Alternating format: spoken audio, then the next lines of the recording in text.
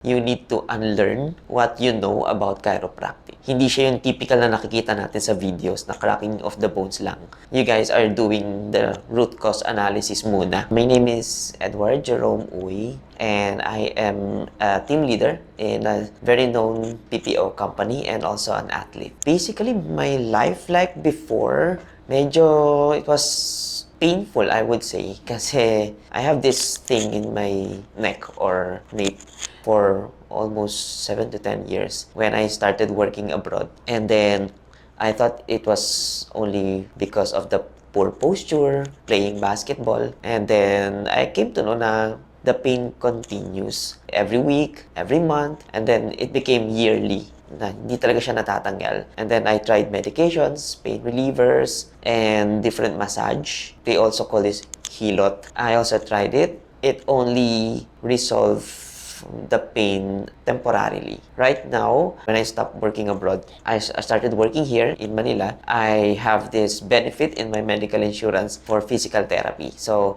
why not? I tried because of the pain is still there. And then again, it's also going back to the same resolution. The pain is gone, but 1 day, 2 days, maybe 3 days after, bumabalik. I already got scared and tired already. Parang accustomed na ako sa pain. Sa panghinayaan ko na lang. But somehow, deep inside, something is urging me pa rin to ask for professional help. I came across in Facebook, one of the Facebook videos for physical therapy, muscle manipulation, and then I came across chiropractic. So I have this thinking na, oh, it looks fun because they crack bones. And then I watch the testimonies. If it works for them, maybe it will work for me. When I started investigating or exploring more about chiropractic, I watched YouTube videos. I came across to N8. And since I am from Alabang and I found out that you have an office in Alabang, so I just tried.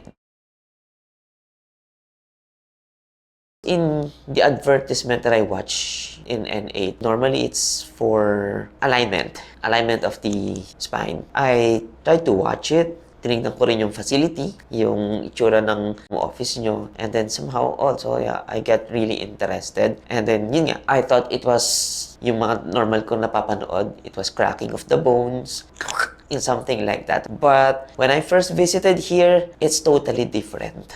It all started with explanation kung ano yung ginagawa nyo. And then, yun, nung very first session ko of the alignment, honestly, I thought it's just, hindi siya totoo. It's just a quack doctor.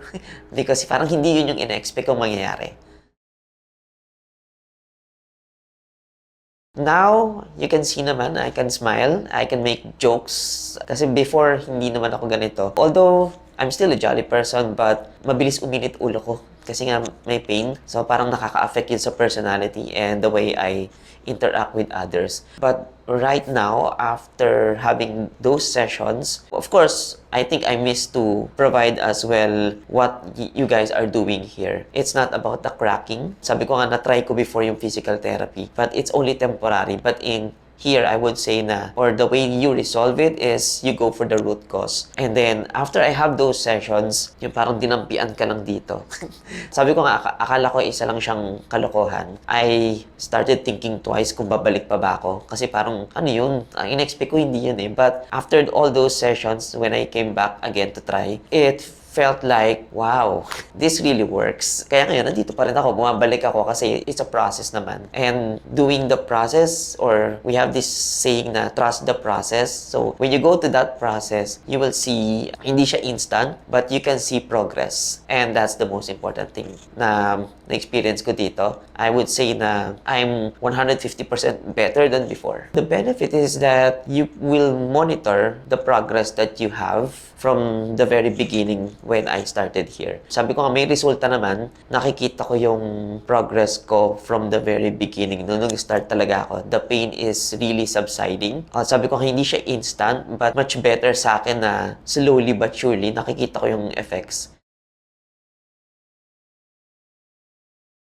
I would not recommend I will highly recommend. Kasi if it works for me, of course, it will work also with other people. It's just a matter of trusting the process. And you need to unlearn what you know about chiropractic. Hindi siya yung typical na nakikita natin sa videos na cracking of the bones lang. You guys are doing the root cause analysis muna before you do the process. So, that's the, that's the one thing that I really appreciate.